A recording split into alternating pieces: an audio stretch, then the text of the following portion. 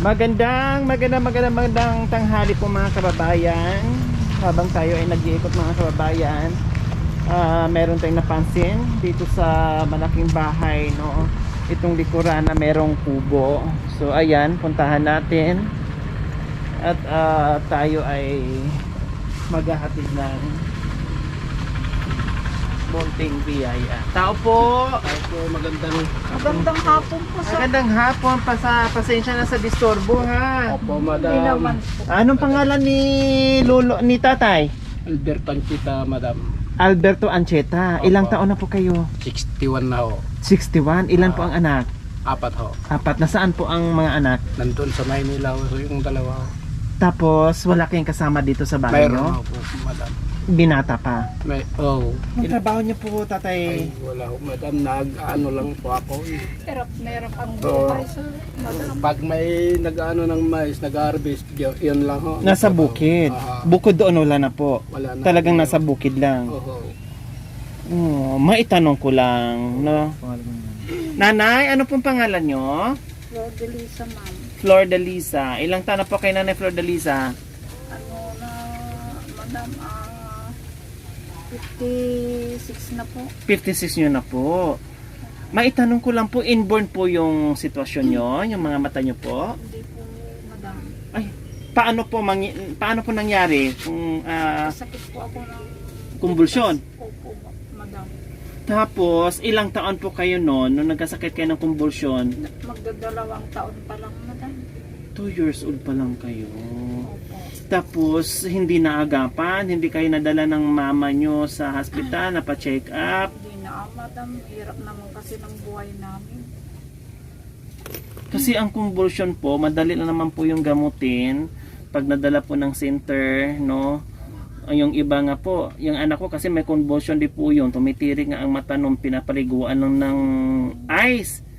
Pinupunasan ng ice, tapos mayroong gamot na iniinom. Magandang hapon po. No? Kailang sa inyo po sa hirap ng buhay, kaya kayo ay hindi po kayo nadala sa hospital. Hindi po, ma'am. Kasi Kumusta ang buhay, Nanay Flor de Lisa, na mula noong 2 years old pa lang po kayo, and then hindi nyo po nakita yung liwanag ng buhay? hindi na, madam. Talagang nandito lang po kayo sa bahay, Nanay Flor de Lisa? Opo. Siyempre, hindi naman kayo makapagtrabaho. Paano po yung gawaing bahay po, Nanay Flor de Lisa? Meron din naman yung gawain na Tulad ng ng naglalaba, naghuhugas ng pinggan sa mga kaldero. tsaka sa saing. Yung asawa ko na ho, Yung mga ganyan. Siyempre hindi nyo makita kung gaano kadami at yung tubig, baka mahilaw. yung ano nga, yung apoy Pero pag yung tubig naman, tama naman. Yung apoy, kasi delikado din po sa inyo, no? Opo. Baka mamaya, imbis na apoyan nyo Yung pala, yung kalan nyo, baka yung bahay na, wag naman. No?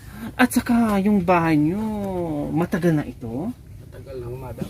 Kasi Nakapamayuwang na, no? Sira na yung kabilang, patumba na yung kabilang poste.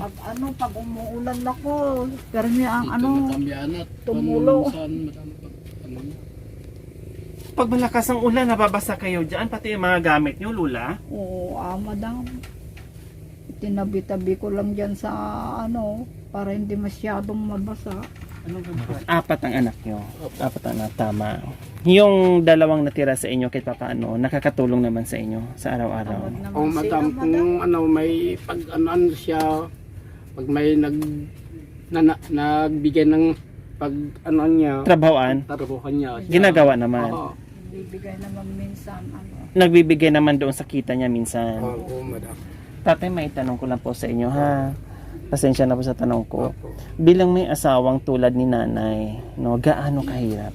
Siyempre po, alam nyo, ganyan yung sitwasyon niya. Hindi siya nakakasaing. Dito lang siya sa bahay. 4 ang anak nyo, kayo ang nagtatrabaho. Lahat ginagawa nyo, parang kayo ang nanay at tatay ng mga Opo, yun anak talaga, mo. madam. Gaano kahirap, Tatay Alberto? Ay, mahirap talaga, madam. Bakit mahirap po? Eh, paano, madam, hindi naman nakakatulong asawa ko. Nakakatulong pag maglaba, maglinis-linis lang dito, madam, sa mga kalaan, maghugas ng plato, yun lang. Ako ay talagang sagad talaga, madam. Lahat ng trabaho, syempre, iba ang kakayanan mo, iba din ang kakayanan ni Nanay Flordalisa dahil sa kanyang katayuan. Pero, ay hindi ka nagrereklamo. Hindi ka napapagod. Napapagod talaga minsan, madam, pag ano talaga, sagad sa pag-ani ng mais yun. Pero baliwala na lang ako kasi ganyan ang misis ko di taga nala ay ko na lang Tanggapin nyo. Oo. Tanggapin nyo. Oo. Kasi mulat sa Paul, alam nyo naman ang katayuan niya Opo, bago kayo magsama at magkaroon ng mga anak. anak. Oh, di ba? So ano ang nagustuhan mo ni Nanay Flordalisa? Bakit siya ang Siguro, Inasawa nyo? madam, yan ang kapalaran ko kasi, madam, noon binata ko, nandun ako sa Maynila, Opo. doon sa Grand Central. Doon ako nagtrabaho. Grand Central Monumento? Opo, madam. Oh. Mga siyam na taon ako doon. Anong madam. trabaho niyo po doon? Restaurant. Okay, tapos Umuwi na ako dito. Yan lang siguro kapalaran ko, madam, dahil anak ko na. hindi kayo nagkaroon ng girlfriend doon. Mayroon din, Meron. madam, dito sa Bulacan kasi umuwi kami doon sa Bulacan noon. Hindi naman kami staying doon sa Grand Central noon. Eh, sinabihan ko yung amo ko na nag-stay na ako doon. Yun na ako doon sa Grand Central. Doon ako natutulog. Hanggat sa pag-uwi niyo ng Pangasinan, Oo. nakita niyo si Nanay Flordalisa. Opo, madam. Siguro, nung una, naawa ka sa sitwasyon niya. Oo. Naawa na merong pagmamahal hanggat Yan lang. na-develop ka at siya na ang naisipan mo siya ng asawahin mo. Siguro, madam. Nanay Flor, napakaswerte nyo pa rin po, Nanay Flor, no? Kumbaga, si Tatay Alberto ang nagiging liwanag sa buhay nyo, nagbigay ilaw sa buhay nyo. Hindi kayo nakakakita pero nandito si Tatay Alberto para sa inyo. Opo, mama. O anong masasabi nyo po, anong mensahe nyo po sa mahal nyong lakay? Napapasalamat naman ako sa kanya, madam, dahil ano naman sa akin, mabait naman sa akin. At binuhay kayo kahit hindi ka nakakatuwang pang dito sa mga anak nyo, no, yung paghahanap buhay, pero kahit bilang nanay ng mga anak, nagampanan nyo naman, no, Nanay Flor, no? Ayun. Wagas na pag-ibig talagang mula noon hanggang ngayon. Ang swerte ni Nanay Flor. Ang ganda-ganda nyo po. O gwapo ba si Tatay Alberto? Ha? Sabi naman nila yung mga kaibigan ko, madam, gwapo rin siya. Hindi po, kung kayo ang tanongin ko, gwapo ba si Tatay Alberto? Gwapo rin. Gwapo. Oo, totoo po kayo, no? Kahit ngayon si Tatay may edad na, pero nakita naman na talagang gwapo, mistiso si Tatay. O, 'di ba? Ang swerte niyo po, ang haba talaga ng hair niyo. Ha, Lola Flordalisa, ay Nanay Flordalisa. Opo, ma'am. Pero napansin ko, ha, yung bahay niyo na malapit ang matumba pero may mga gulay-gulay. Mayroon. Oo, 'di ba? Katulad niyan, ano po ba 'yan? Alokbate? Oo, madam. Oh, ayan. Alokbate. And then dito sa kabila, merong talong, kamunting kahoy. So ano pang meron? Sitaw. Ay, wala, madam. Ayan, ay papaya ba? Ayun, may papaya. Ayan, talong, o di ba? May sili. So ganyan. Ganyan mga kababayan, no? Kahit gaano kahirap yung buhay, malaking tulong po sa atin pag tayo masipag magtanim ng gulay sa paligid ng kubo. Eh, wala naman kami naibibili ng mga ulam namin. Malaking Tama. tulong sa amin yan. Katulad ni Tatay, nagbubukid siya. Kung magkano yung kinikita niya doon, ibili niya ng bigas, sold na. hindi mo na problemahin yung mga ulam dahil may mga gulay na nakapaikot sa bahay. O, di ba? Kahit ganyan yung kubo na muntik, ayan, warak-warak na. Kumbaga, pati yung ibang poste talagang nakatagilid na. Pero, hitik naman sa gulay yung paligid. Kumbaga, bahay, kubo, kahit munti, may halaman doon, may haba titi. O bakit natawa po kayo? O kumanta lang po ako. Ha, Tatay Alberto, bakit saan po kayo natawa? Galing naman yung Ano naman, madam. Ha? Mayroong nakakatawa. Ano po yon? Yung pangtawa ng buhay, madam. Bakit nasabi niyo pong nag-joke-joke naman si Madam, nagpatawa ako, Nanay Flordalisa, bakit po? Doon po sa kanta ko? Opo, ma'am. Ano bang meron po doon sa kanta ko, Nanay Flor? Ang pahaba ng buhay. Ang ganda nga Ang ganda ng alin po? ng boses mo. At saka yung haba titi? Opo. Hindi natuwa po kasi ako. No? Akala ko nga ito ay abandon na yung bahay nyo. Pero hindi pala, may tao pala nakatira. Kaya kami sabi ko, balikan nyo at puntahan nyo, silipin nyo kung may tao ba talaga nakatira dyan. Hindi kami nagkamali sa pasok namin at balik, may tao nga. No? Dahil sira-sira na yung bahay. And then, sabi ko meron naman parang may mga gulay-gulay.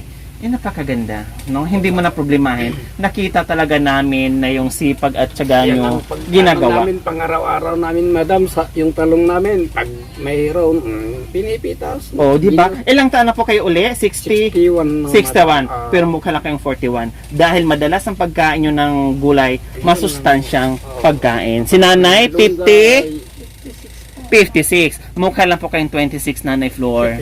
Kasi, gulay. No, gulay laging kinakain, pampalakas. Oh, 'di ba? Oh, anong kinain niyo po kanina? Alam ko na gulay ang ulam. Gulay talaga, madam. Oh. May talong, nilaga ko. Tapos Sayang pinasakaw. hindi ko naabutan. Sana nga, madam, mayroong pero Paborito ko po yung talong. O ba't natawa na naman kayo? Saka mataba. Ibang klaseng talong. Ano po yun, Nanay Flor? Ibang klaseng talong naman. Hybrid po yon. May lahi po yun na. Yung talong na buhay. Ganyan ang sinasabi sa akin yung ano ko doon sa Bulacan na, madam. Sabi sa akin, nagsawa siguro sa akin. Nagsawa sa akin talaga yung cute ako doon sa Bulacan na. Gusto ko junior, sabi nga gano'n. Mahaba at sa kamataba. Ikaw, parang panigang, sabi nga sa akin, madam. Paano ang magawa ko? Yun ang binigay sa akin. Hilain nyo po. Tapos pagpagin nyo para tumaba. Sana nga, pakakapin ko sana ng mga langgam para Mamaga. oo nga. Umaba. Ipagkagat nyo na lang ng langgam, ng mga langgam, tatay, para tumaba. Sana nga, madam. O gusto ni Nanay, Nanay Flor, gusto ni Tatay Alberto, ipakagat na lang daw niya sa mga langgam para tumaba. Papayag po ba kayo? Hindi ma'am. Bakit po? Mahirap yung masyadong mataba. Ayan, o diba, pumasok ako dito, nakatawa ko kayo, no, tatay. Yung mga ganyan, ay puro lang yan, kasama lang yan sa patawa ng buhay natin, no. Yan ay hindi naman mga seryoso yan. Minsan mga ganyan, parang mga kung sa inuman, pulutan lang yan. Pero hindi naman sa totoong buhay, sa realidad na buhay, hindi naman yan, no. Hindi naman yan nasusukat kung anong meron ka o kung anong wala ka, kundi kung paano ka mabuhay sa mundong ito, no. Okay, nandito kasi kami dahil wala lang, manghingi kami ng talong, kaya lang maliliit pa. Sabi mo nga, hindi pa pwede. Sayang nga. Sayang. Okay, pasok, Jacoy. Anong merong bit-bit ka dyan? Ay, salamat. Para sa inyo po. Salamat, madam. Oh, ano po yan, Nanay Flor? Na kaming isaing. Oh, mayroon na kayong isaing. Ano po yan, Nanay Flor? Bigas po ito, Oh, bigas. Ito po, kapain niyo po, ano po yan? Iklog yata, ma'am. Itlog ni... Ha? Iklog. Itlog ni tatay? Yung hindi iklog na buhay Ah. Hindi, ito itlog na buhay. So, ayan, Tatay Alberto, kayo na po Opo, madam. magtawag dito. Magbukas kung ano po yung mga nandiyan. Sige, Japoy, ano po yan? Sir, hindi ko na makakalimutan Ito itong po, araw na tatay. ito. Po? Merienda po. Hindi ko malilimutan itong araw na ito. Bakit po hindi nyo malilimutan ang araw na ito? Iba, kasi naman, madam, May gatas po kayo. May kape. May merikado na rin po ito. Mantika, suka, Wow, kompleto tayo. Meron dyan, Jacoy, no? miswa, tsaka sardinas po. Sardinas, yan di ba yung mga Salamat. dilata natin? Tapos pang merienda ulit po. Pang-merienda Tapos, ng mga bata. Noodles at pancit canton. Tsaka isang tray po na itlog. Ayan. O, bakit naiyak si Tatay Alberto? Salamat, madam. Bakit po naiyak? Surprisang ano na nyo sa amin na salamat. Kikita Madam, niyo. sir, patnubayan Buhay-buhayan kayo ng namin, ating madam. Panginoon. Na hindi nyo akalain, Tatay, Opo, na madam. nakaupo lang Opo. kayo dyan. Opo. And then, meron kayo matanggap na biyaya Opo, na madam. malaking tulong po sa inyo. Oho. Ayan. Salamat po, madam. Walang ano man, Tatay Alberto. Dama namin yung kasipagan mo sa buhay, no? At salamat sa pagmamahal mo ni Nanay Flor na lahat na intindihan mo yung kanyang sitwasyon at talagang sinamahan mo siya, no, habang buhay, no, na hindi ka nagsawa, no, yung pagmamahal mo na hindi napundi para kay Nanay Flor at sa mga anak. Salamat, Tatay. Saludo ako sa iyo. Nanay Flor, napaiyak na si Tatay Alberto sa tuwa sa natanggap na biyaya na hindi, sabi niya hindi niya inaasahan, nakaupo lang diyan, no, nag-uusap lang kayo and then merong darating na biyaya sa inyo. Pasalamat kami ng malaki sa inyo, madam. Lalong-lalo sa Panginoon natin. Amen. Oh, 'di ba? Dahil mabait, no, napakadakilang tatay ni Tatay Alberto at napakabait yung ina sa mga anak nyo. Ito yung binigay ng ating Panginoon na minsan akala natin wala natin pag-asa. Tama. Minsan no, parang ganito na lang ba ang buhay, no? Parang wala naman ang pag-asa. Pero hindi natin inaakala, no, hindi natin inaasahan yung mga blessings na kusang darating sa atin na minsan hindi natin hinihingi pero kusang dumadating sa atin. Oh, kasi minsan alam ni Lord yung pagsakripisyo natin, yung pagmamahal sa pamilya, ayan, na parang ibinalik sa iyo yung kabutihan mo sa kapwa, kabutihan mo sa pamilya na ginagawa mo. Oh, di ba? Oh. So, ayos na, Tatay Alberto. Thank you, madam. Kanina nagtawanan kami dahil doon sa Habatiti. Ngayon, napaiyak naman si tatay dahil syempre, hindi akalain ni tatay. Sabi nga ni Tatay Alberto kanina, parang siya na yung tatay at nanay dahil sabi niya kapalaran na niya at ito na ang nagiging asawa niya si Nanay Flor. At hangang-hanga ako ni Tatay Alberto dahil hindi niya iniwan si Nanay Flor sa ere. Talagang kumbaga pinasok niya yung sitwasyon, ito na yon. So ito na yon, habang buhay na walang kamatayan na pagmamahal Oo nga, madam. na inalay niya sa kay Nanay Flor. So ayan. So bukod pa riyaan, tatay bili ka ng ano, bili po kayo ng isda man lang o kaya chicken, no? Bili kayo ng isda o chicken para naman kahit paano si kayo pamilya mayroon kayong pagsalo-saluhan mamayang gabi, ha?